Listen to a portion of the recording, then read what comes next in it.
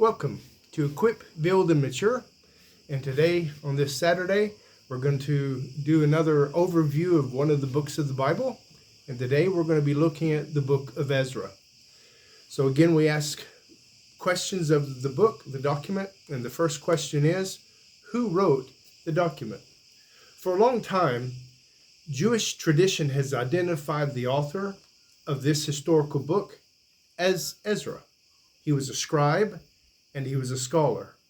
And Ezra is the one who led the second group of Jews who returned to Jerusalem from Babylon. We read of this in Ezra chapter 7, verses 11 to 26.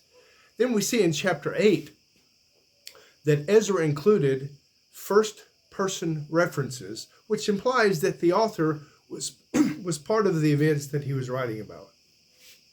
And Ezra played a very major role in the second half of the book.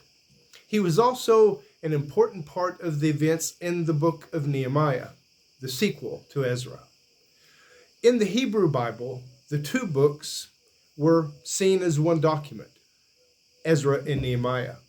Now, there's some internal evidence that indicates that they were written separately. And later, the Hebrew canon united Ezra and Nehemiah. Then English translations again separated them as two separate books. Now, Ezra descended from Aaron, who was the chief priest, the brother of Moses. We see this in chapter 7, verses 1 to 5. Now, based on his genealogy, he was a priest and a scribe. His zeal for God and his zeal for the law of God motivated Ezra to lead a group of Jews back to the country of Israel. This happened during the reign of Artaxerxes, the Persian king. Now, Persia had replaced the Babylonian Empire that originally captured the people of Judah. So what time in history does all this take place? Well, the book of Ezra records two separate periods of time immediately following the 70 years of Babylonian captivity. Now, Ezra chapters 1 to 6 covers the first return of the Jews from captivity led by Zerubbabel.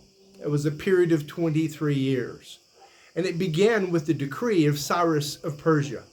And it ended with rebuilding the Jerusalem temple between 538 and 515 BC. Now, Ezra chapters 7 to 10, they continue this story more than 60 years later. Now, this is when Ezra led the second group of exiles back to Israel. This is in 458 BC. Now, the book could not have been completed before 450 BC.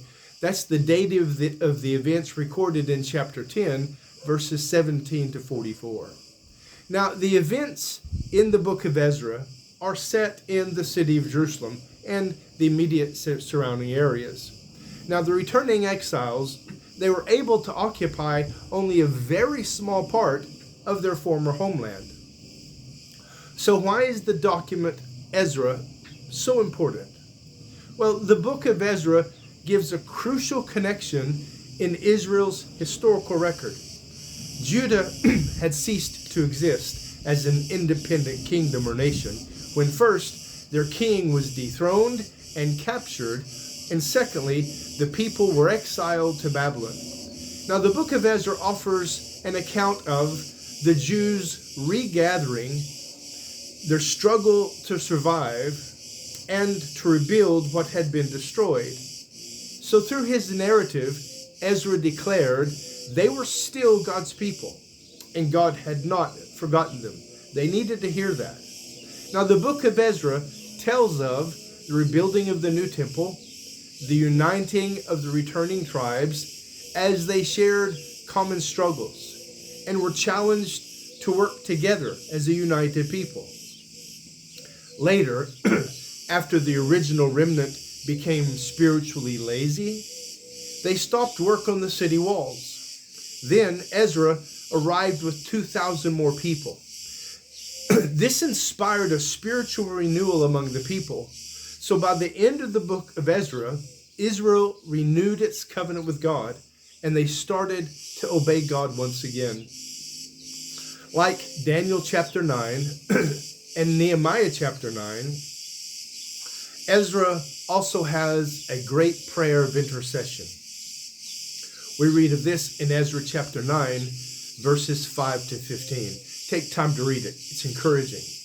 Now, Ezra's leadership was absolutely crucial to the spiritual development of these returning Jews. So what is the big idea in this document? Well, Ezra's narrative reveals two main issues faced by the returning exiles. First, their greatest struggle was to restore the temple. We read of this in Ezra chapter 1, verse 1 through chapter 6, verse 22. And their second challenge that they faced as they returned is their need for spiritual reformation, individual spiritual reformation. We read of this in chapter 7, verse 1, all the way through chapter 10, verse 44. And both of those things were necessary. They needed to restore the temple, and they needed spiritual reformation. So for the people to renew their fellowship with God, those two things were imperative. Now there's a broader theological purpose that's revealed in the book of Ezra. And this is important. It's important through all the ages. God keeps his promises. Yes, he's a promise maker. Lots of people make promises, but God keeps every single promise he ever makes. God's prophet revealed that God planned for his covenant people to return to their land after an exile of 70 years. So Ezra's account shows that God kept his word. He was true to what he had promised. And it shows that when God's people remained faithful to him, he continued to bless them over and over again. So the book of Ezra emphasizes the temple and proper worship, just like the Chronicles did, which was written during this same period of time. So how does the book of Ezra apply to you and me? God moved the hearts of pagan rulers, Cyrus, Darius, and Artaxerxes, to allow and even to encourage the Jewish people to return to their homeland. And God used those unlikely allies to fulfill his promises of restoration for his covenant people. So let me ask you this. Has God blessed you through unlikely sources in your lifetime? Have you ever wondered how God can really work all things together for the good of those who are called by his name, as Paul writes in Romans 8:28? I encourage you, take time today to acknowledge God's sovereignty and God's mercy in your life. Recognize it, acknowledge it, and praise him for it.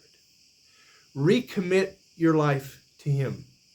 Recommit your trust, recommit your love, and recommit your obedience. Guys, thanks for taking some time to share with me as we look at this book.